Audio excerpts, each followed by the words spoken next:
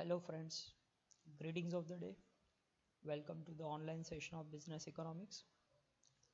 Friends, we are learning unit number 3 of chapter number 4, that is price output determination under different market forms.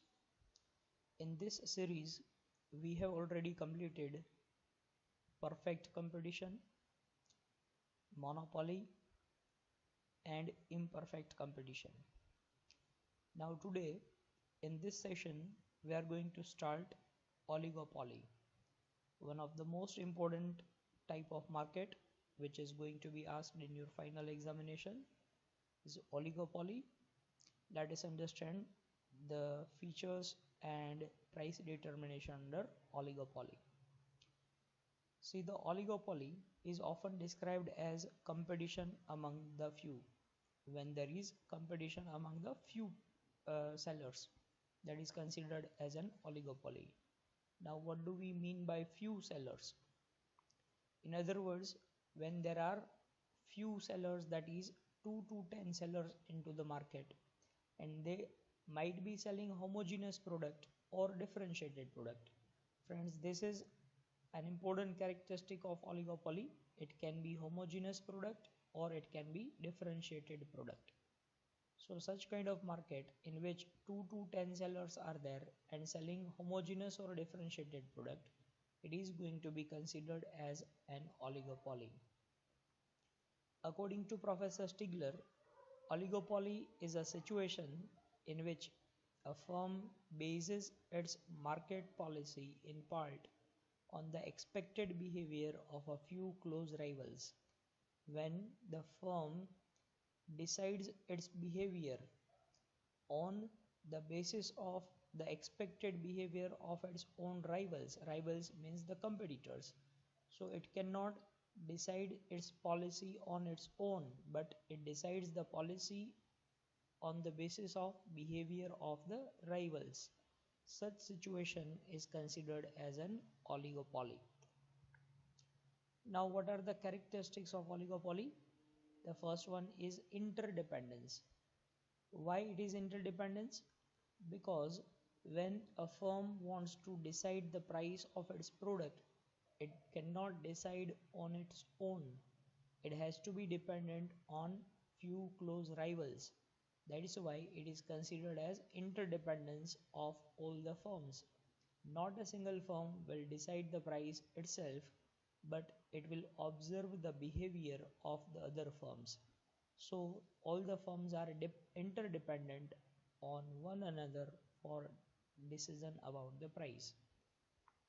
Second, importance of advertising and selling cost. Friends, here the firms in the oligopoly market will always try to increase the sales by giving more and more advertising and by incurring selling cost. Selling cost means what? Selling cost means the cost of increasing the sales or promoting the sales. Now in order to promote the sales, the firm may give discounts, firm may offer price cuts, firm may offer buy one get one free kind of schemes, or firm may give certain kind of coupons, etc. These all are considered as a selling costs. So the firm under oligopoly incurs advertising cost and selling cost. And then group behavior. As I said, friends, the firm cannot decide the price itself, but it will observe the behavior of all the other rivals.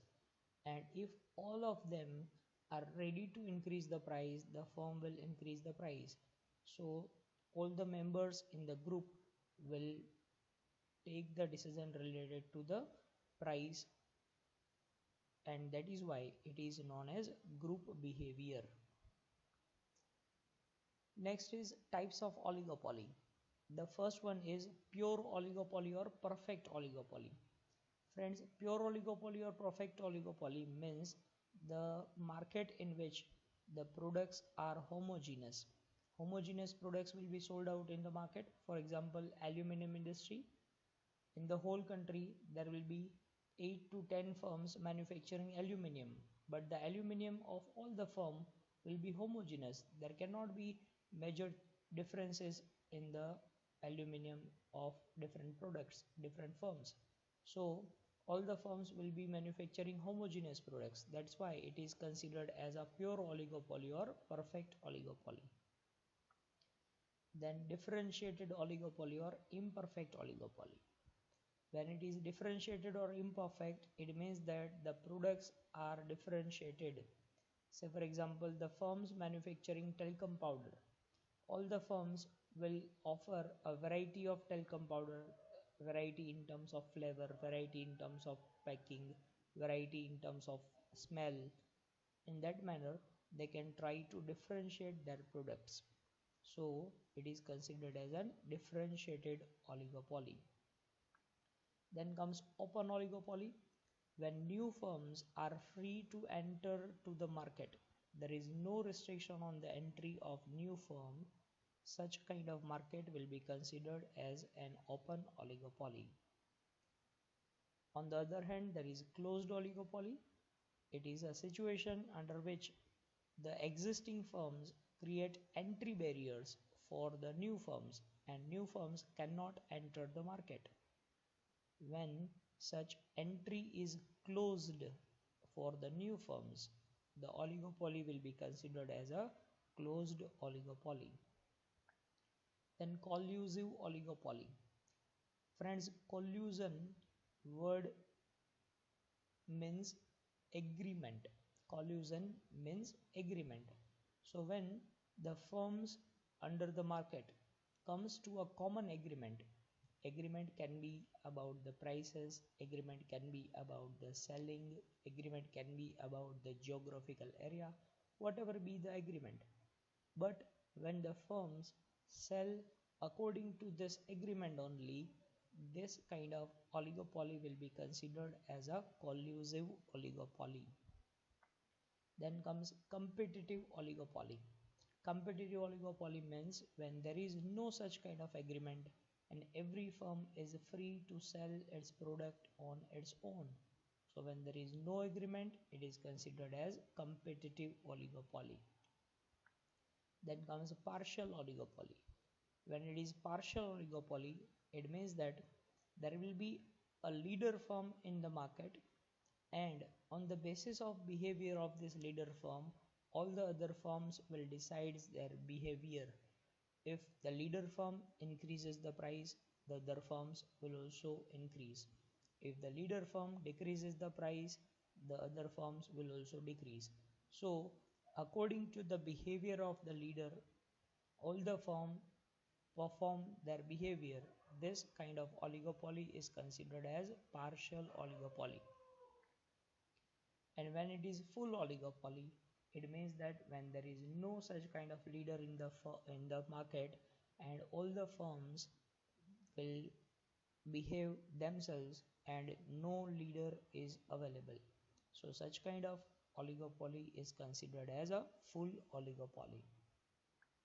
Then comes syndicated oligopoly. Friends, in case of syndicated oligopoly, we need to understand the meaning of syndicate first.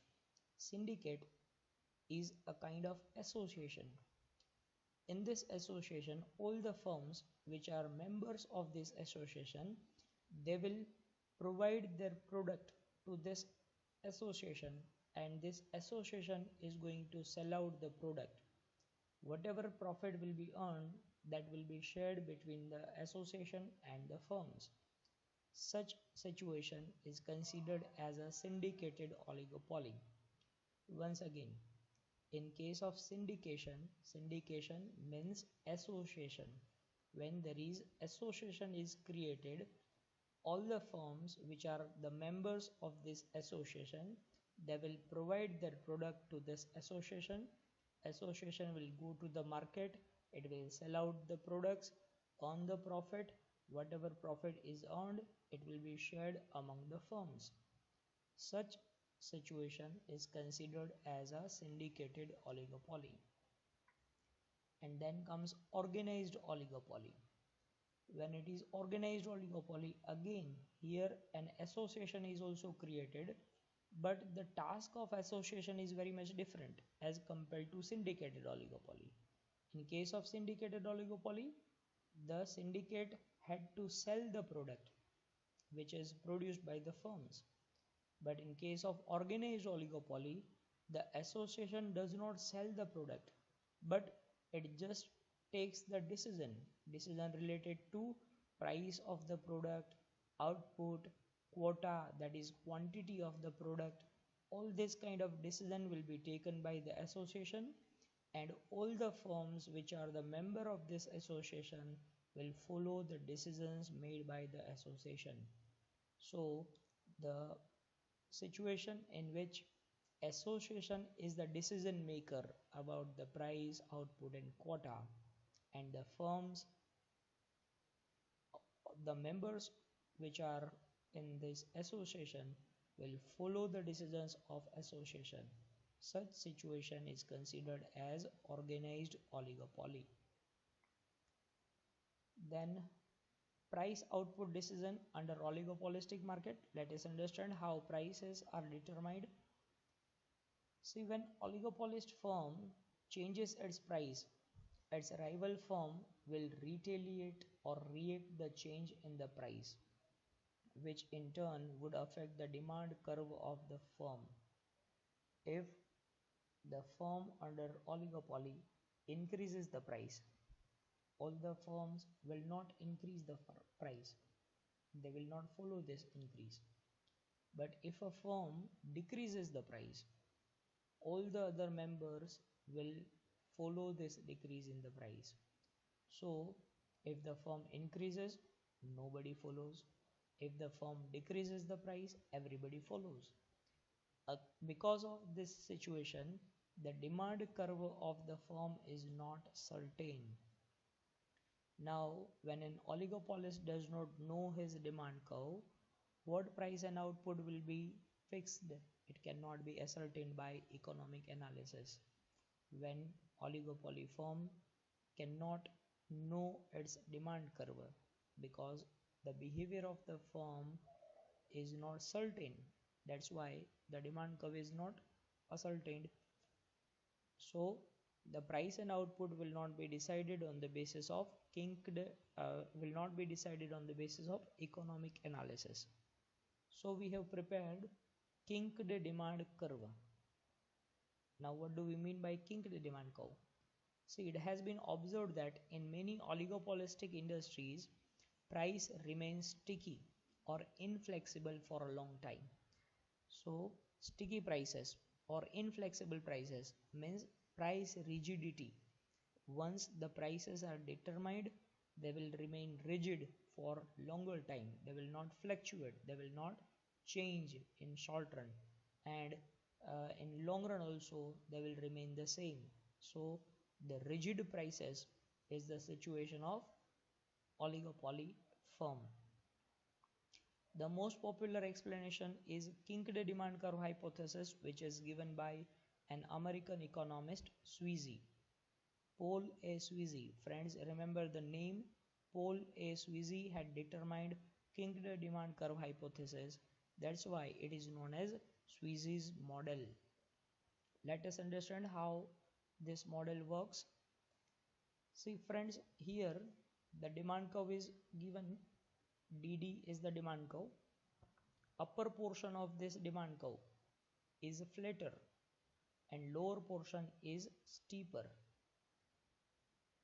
Upper portion is flatter and lower portion is steeper. Why? Because at the upper portion the demand is elastic and here the demand is less elastic. So elastic and less elastic curve combines at a point which is known as kinked point.